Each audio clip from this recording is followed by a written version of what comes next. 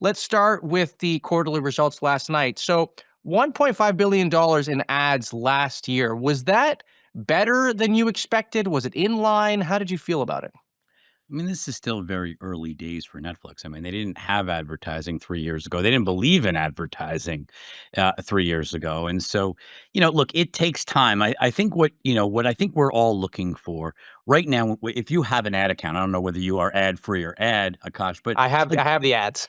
okay, so you have the ads, and so what you'll notice is that the ads actually are really boring. It looks like ads Yes. on no, I mean, just to be honest, it looks like ads on any other television platform, and I think what if you think and listen to what they're talking about, whether it's Ted Sarandos or Amy Reinhardt who runs advertising for them, the goal is for advertising to look and feel different. The beauty of Netflix is that it isn't like a traditional programming layout, like where every Tuesday you have this and you watch, from 8 to 11 with a programming grid. And so the advertising can also be different. And I think you're going to see them start to do more storytelling where as you're binging a series, or, maybe watching, 50 episodes of something, the advertising is actually going to understand that you're binging. And rather than seeing the same ad over and over again, you're going to see a story that's told throughout the advertising. And so I think it takes time for them to, initially it was just, hey, let's just get this stood up. Let's replicate what everyone else does. They have done that at scale, working with lots of partners like Amazon, like Trade Desk for a traditional ad business. I think 2026 is where advertising on Netflix begins to look a lot more interesting.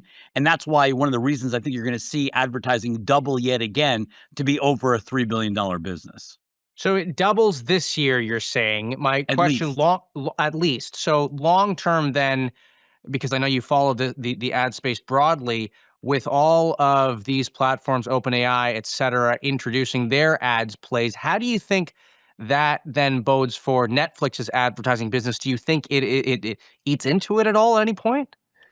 Remember, yeah, I don't think you can really compare storytelling. If you're a brand, any brand, and I'm sure information deals with lots of them for your ad business and sponsorship, and you think about like what you're trying to do, you're trying to tell stories. And there really is nothing that tells stories like, watching long form video ads. That's why TV's been as powerful, and especially sports on TV has been as powerful as it has been for the ad industry. If you think about where Netflix is competing, and I would say this is not just Netflix, this is Netflix and Amazon as the real, because both of them have really come into the TV ad space in a big way over the course of the last 3 years with multi-billion-dollar businesses. If you think about where they're eating from, remember, linear TV is still a $65 billion advertising business. That $65 billion is moving faster and faster over to streaming. And Netflix and Amazon are big beneficiaries. And that's why you're seeing, double digit declines across the linear TV, especially the cable linear TV universe. Those businesses are in a whole lot of pain, and it's going to get worse and worse in 26. And so I don't think this is about fighting with Meta. This is really, the real opportunity here is to take from linear TV. Taking share from the For linear sure. segment. For years to come. So, okay, so if that's the opportunity in ads, then let's shift to the other side of the house, the traditional subscriptions business, and then I do want to get your thoughts here on the Warner Brothers deal. I guess maybe if we start there, just give me a thumbs up, thumbs down. You like this deal for Netflix? This is a pretty bold deal for Netflix. I mean, this is really looking at the opportunity. I mean, look, they are growing subs. Subs were up about 8% last year, over 325 million subscribers. Certainly not the, 16% growth we saw the year before. And that was just an absolutely explosive year. But I think as you look at growth, they are looking at this. I think, honestly, this is very similar. If you aggregated the three big Disney acquisitions, think about what Disney did under Bob Iger. They bought Lucas, they bought Marvel, and they bought Pixar. Those were three big IP acquisitions. I think for for Netflix, this is looking at Warner Brothers and thinking about think about the content. You get DC Comics, you get Harry Potter, you get, Game of Thrones. You get so many big franchises and an incredibly deep TV library to mine and to work with. And so I think it's very, when you think about the long term for Netflix, and sure, the stock's under pressure right now. People are worried, do they have to pay more? And, how do they, are they doing this because engagement is suffering? But if you think about this over a 5-year period, this is a huge long-term positive for Netflix if they can pull this off. Even if they pay a little bit more than where they are right now, this company's generating $11 billion of free cash flow. They can afford this, and I think they can really do amazing things if they're able to acquire this library of content and this And you production think it studio. gets through regulators?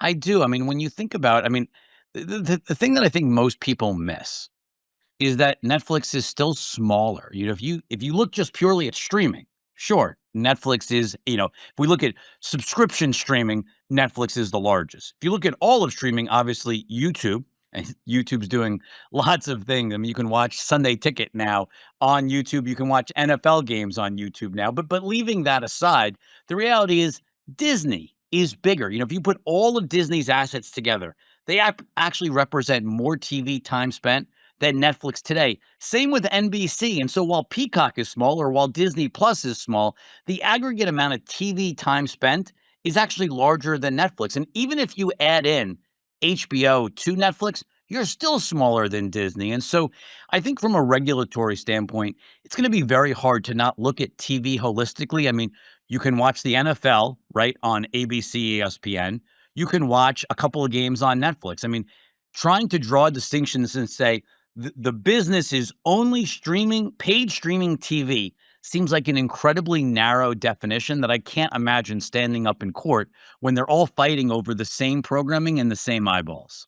So then how do you feel about this notion that by making this acquisition, they are clearly getting deeper into this media market that is clearly under pressure broadly.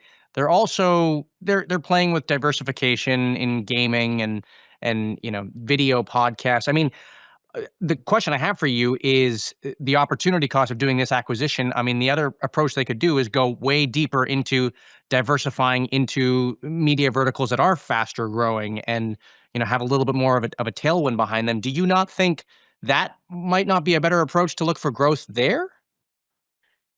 I mean, look, everything has an opportunity cost, and there is absolutely no doubt that you could look at this and say, "Hey, I mean, why are they not buying Epic Games or why are they not buying Roblox?" Right? Like you could certainly look at this and say, "What are the opportunity costs of things that are being passed or foregone?" In terms of investing, I find it, it's they've been trying to get into games. I think games is not an easy thing to get into for them. They've tried to get into now the more casual TV-based family games. That seems to be working better. They'll obviously have the Warner Brothers game studio, and maybe that creates a launching pad to go deeper into gaming. But I think when you look at what Netflix's bread and butter, right, is TV and really owning time spent, video time spent. And they're fighting, like the battle they're fighting They're is fighting with against YouTube. I companies. mean, YouTube is Correct. like is right. Like, you're fighting YouTube, right? And YouTube is getting stronger and stronger. I mean, look at the growth. I mean, you at the information spend a lot of time on the creator economy. Jessica and your team has been early to looking at how the growth of that with conferences, and you think about like sort of what's happened there. And you look at Netflix, they're now trying to bring in more and more creators. You look at, Yeah. they just got Mark Rober, the science guy, and like they're Yeah. bringing in more and more people and doing podcasting, which is sort of a creator economy like business, and working more with them. I think Netflix recognizes the threat and how competitive this space is, and they're trying to win long term, and they're trying to fight a company that has, even greater scale in Google, YouTube, and they see this as a central acquisition to help them accelerate and further, catch up in terms of overall engagement to where Google is. And so I think from that standpoint, sure, there are other things they can do. I don't think this is a break the bank acquisition. I mean, if you think about the size and scale of Netflix, they can digest this. They're at a size where they can do this and it doesn't destroy the balance sheet. It doesn't put them in financial jeopardy. And I think if you look at sort of what they do best, think about this. Amazon, they spent $8 billion to buy to buy MGM. James Bond, they had to pay an extra billion to get access to making James Bonds. But when they need to get the James Bond library watched, who do they turn to? Netflix. You can watch all the James Bond films on Netflix because that is what they do best. Netflix is great at really shining a light on catalog and getting it watched. It's why NBC Universal did a Right. deal with them. It's why Sony did a deal with them. And I think that opportunity to increase viewership of all of this content that's sitting, not being watched in that Warner Brothers library is a huge opportunity for Netflix. Great. Well, Rich, I want to thank you for coming on. It was an exciting quarter, and I trust there's more excitement to come. That is Rich Greenfield, the co founder and analyst at LightShed Partners here on TI TV.